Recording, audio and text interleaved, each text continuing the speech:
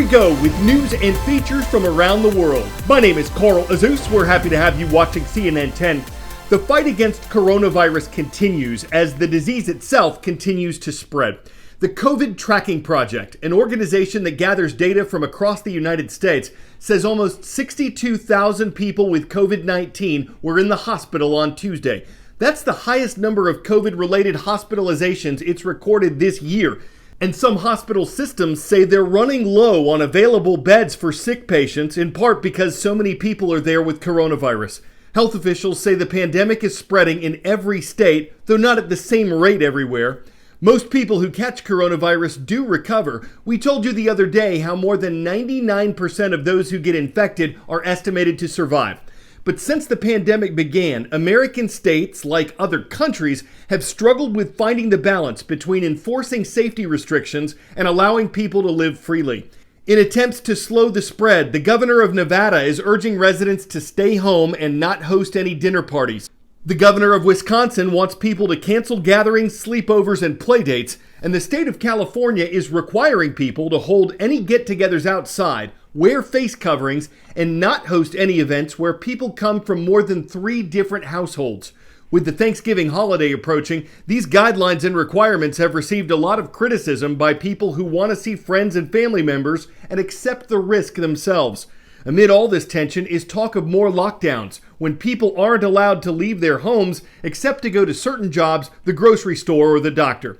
But an increasing number of health officials say that's not the answer. Many of them are pushing for more testing and tracing of coronavirus cases, and they're concerned the public won't go along with another lockdown anyway. On the positive side, there is a new antibody treatment available. The pharmaceutical organization that developed it is Eli Lilly and Company. The U.S. government says the treatment will be free, but it has to be given in a hospital or doctor's office. The U.S. Food and Drug Administration issued an emergency use authorization for it, which will speed up its availability. It hasn't been proven effective for people who are already hospitalized with serious cases. Officials say the therapy will be used to treat adults and children with mild or moderate cases of COVID-19. 10-second trivia. Which of these geographic features is about 1,580 miles long? Great Barrier Reef, Mariana Trench, Grand Canyon, or Mississippi River?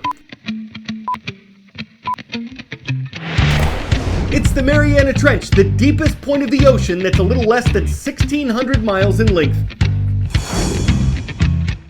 Diving deep in our next story, China says it's broken its own record for deepest manned dive into the ocean. Yesterday morning, a Chinese submersible landed on the seabed of the Mariana Trench. Its depth, 35,790 feet. That's more than 6 miles below the waves. And it's only 63 feet shallower than what's believed to be the world record depth that was reached by an American explorer last year. This isn't just about bragging rights, though. China says it's about resources. New diving equipment can help researchers draw a, quote, treasure map of the deep, according to the designer of the Chinese submersible. And the Pacific Ocean is said to be a treasure trove of rare earth elements. China wants to keep its dominance in the production of rare earth materials, with Japan and India making investments to explore and extract their own. They are everywhere. You'll find them in your phone, your car, even in wind turbines. Without rare earth elements, a lot of the technology we have today wouldn't exist in its current form. They're mined in places like this and are then milled into a concentrate before being processed into the pure metal. The global appetite for rare earth elements is surging. There's actually about 50% rare earths contained in this concentrate. But what are they? Well, contrary to the name, they're not actually that rare. Rare earth elements are a collection of 17 metals. They're found here on the periodic table, with names that are almost impossible to pronounce. And while they're abundant, they're not often found in quantities that make extraction economically viable. They're known for having similar properties and are mostly used in magnets, catalysts, or in hybrid car batteries.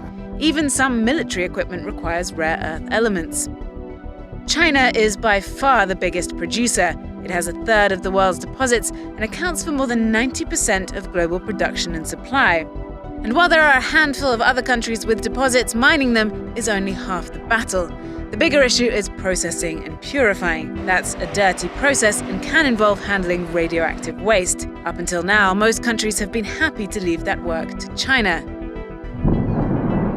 The US has one rare earths mine, but it still exports its product to China for processing. As more and more technology appears that relies on rare earths and demand for that technology grows, so does the dependency on China.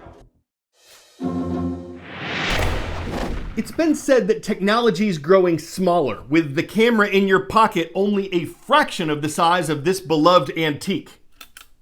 But it's also being utilized on a much larger scale. The walking building we told you about last week is one example of how robot legs controlled by computer sensors moved a 15 million pound schoolhouse in China.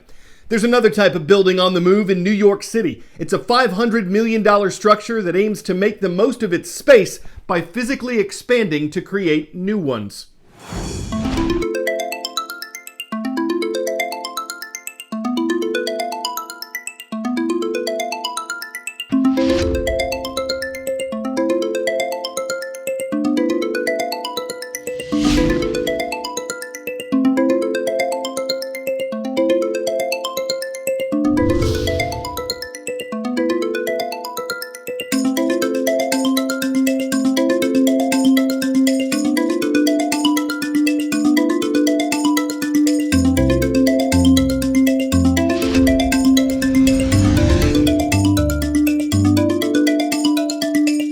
What we really wanted to do was to think about spaces that could respond to needs as they change and to people as the demographic changes. So everything that we think about has to have a future life, whether that's moving or just being reused.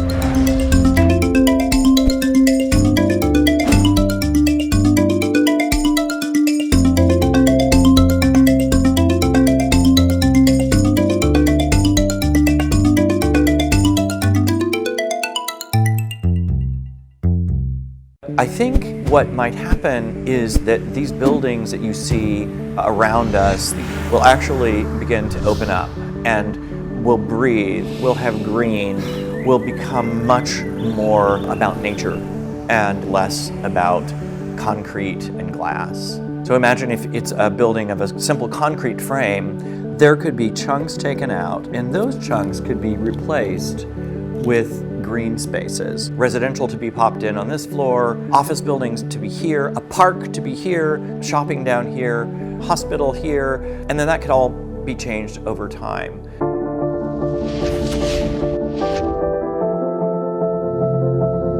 What's driving the smart city is an idea about sustainability. So the road would know when it's rush hour in one direction and another, and it would change how many lanes are going in that direction. It would know when peak demand for electricity is, and so it would shut off its own cooling systems and run them only at night when there's less demand.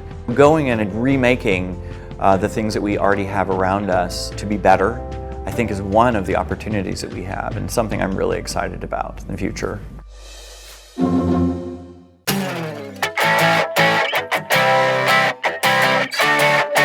For 10 out of 10, you don't have to be a fan of the Smashing Pumpkins to be a fan of Smashing Pumpkins. Every year after Halloween, the Discovery Center Museum in Rockford, Illinois helps people creatively dispose of their gourds. Sometimes it works, sometimes it doesn't. But the organizers say their mission isn't only positioned on pumpkin pulverization, it's also about helping people learn, find joy, and have fun. That's fun for adults and guillotines alike. They had a smashing good time. It's no funkin for the pumpkins, though. I mean, they already have to endure being carved up, and they just don't see what gourd could come of being catapulted into the spotlight. Hey, speaking of the spotlight, we want to shine the spotlight on To'Hajiilee Community School and all of our viewers watching in To'Hajiilee and Laguna, New Mexico. We hope you'll come back tomorrow for more CNN 10. I'm Carl Azus.